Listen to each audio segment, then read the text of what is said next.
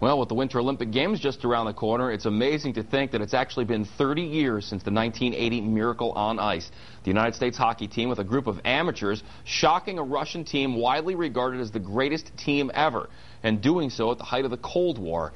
Ken Morrow was a 22-year-old defenseman from Flint at the time and later went on to a 10-year career in the National Hockey League. Yesterday he was a guest at the Griffins game. I was able to ask him if it blew his mind to think that it's actually been 30 years since the greatest upset of all time took place. It does, and you know, the thing is, I'm reminded that it's been 30 years when I look in the mirror and I see how old I've gotten, but you know, in people's minds it's like it happened yesterday, because the initial reaction is that people come up, they tell you who they were with, where they were when they were watching the game on TV, and it's like it happened yesterday for them. What do you think of? I mean, I guess what's it like for you when people do come up to you and want to talk about it, and you know to know, I mean, to have accomplished what you did on the ice, but to see the way that it affected so many people in that moment in time has stuck with people for so long. It's unique for a sporting event. I don't know that there's any other sporting event in the world that's become like a pop culture thing. You know, I tell people.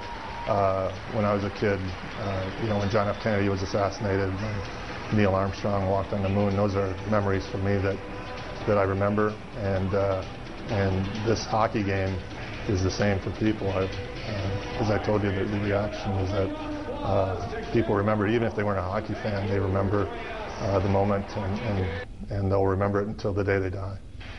For you, when you think back on it, you know, as you start thinking about it, is it all of it? Is the people reaction? Is it the gold medal ceremony with everyone getting up on the podium? Is it the game against Russia? Is it the practices? When you think about it, what do you think of first? And so many great memories for me. Everybody wants to talk about the Russian game. That's the first thing they talk about. When the movie came out, everybody asked about the movie. Was it true that he made us skate in the dark? The answer is yes, that did happen. For me, my best memory is after we had won the final game against Finland on Sunday morning.